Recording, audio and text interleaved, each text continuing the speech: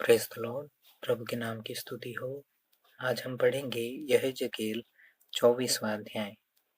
9वें वर्ष के 10वें महीने के 10वें दिन को यहोवा का यह वचन मेरे पास पहुंचा।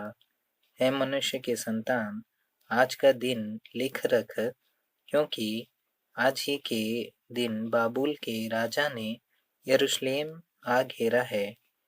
और इस बलवई घराने से यह दृष्टांत कह, प्रभु यहोवा कहता है, हंडे को आग पर धर दो, उसे धर कर उसमें पानी डाल दो, तब उसमें जांग, कंधा और सब अच्छे अच्छे टुकड़े बटोर कर रखो और उसे उत्तम उत्तम हड्डियों से भर दो।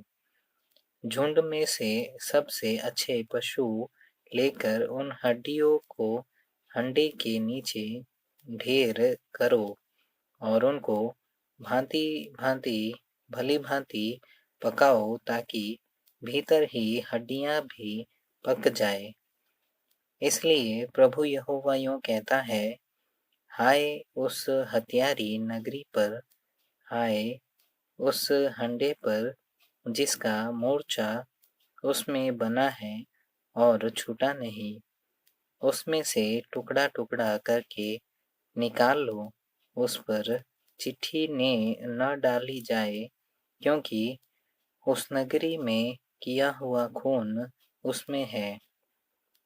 उसने उसे भूमि पर डालकर धूलि से नहीं ढांपा, परंतु नंगी चट्टान पर रख दिया।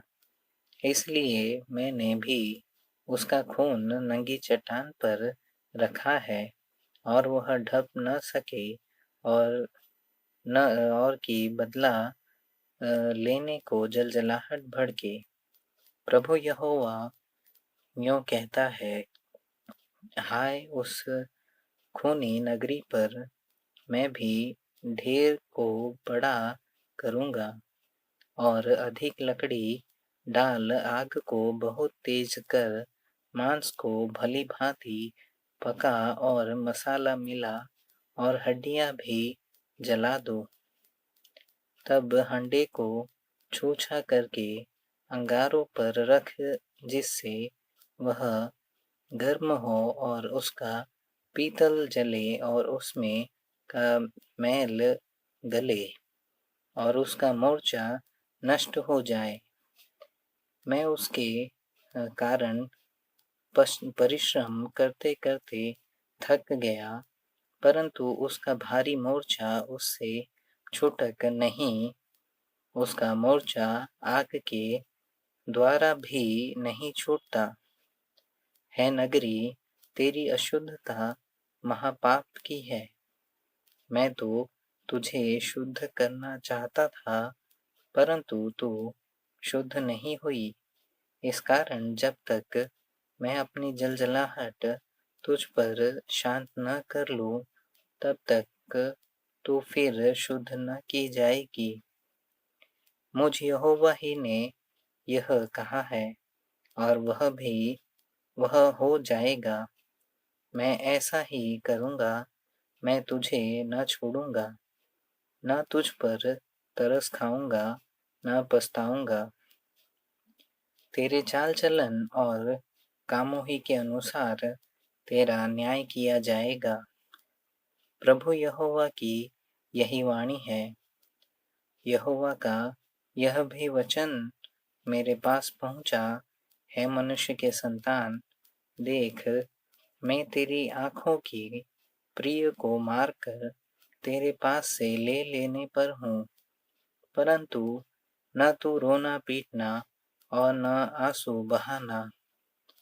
लंबी सांसें ले तो ले, परंतु वे सुनाई न पड़े। मरे हुओं के लिए भी विलाप न करना। सिर पर पगड़ी बांधे और पाँव में जूती पहने रहना, और न तो अपने होठ को ढांपना, न शोक के योग्य रोटी खाना।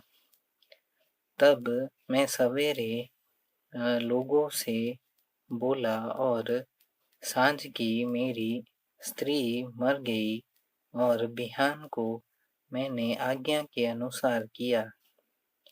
तब लोग मुझसे कहने लगे, क्या तू हमें न बताएगा कि यह जो तू करता है इसका हम लोगों के लिए क्या अर्थ है? मैंने उनको उत्तर दिया, यहोवा का यह वचन मेरे पास पहुंचा। तू इस्राएल के घराने से कह, प्रभु यहोवा यूं कहता है, देखो, मैं अपने पवित्र स्थान को, जिसके गढ़ होने पर तुम फूलते हो और जो तुम्हारी आंखों का चाहा हुआ है और जिसको तुम्हारा मन चाहता है, उसे मैं अपवित्र करने पर हूँ। और अपने जिन बेटे बेटियों को तुम वहां छोड़ आए हो, वे तलवार से मारे जाएंगे। और जैसा मैंने किया है वैसा ही तुम लोग करोगे। तुम भी अपने होठ न ढांपोगे, न शोक के योग्य रोटी खाओगे। तुम सिर पर पगड़ी बांधे और पाँव में जूती पहने रहोगे।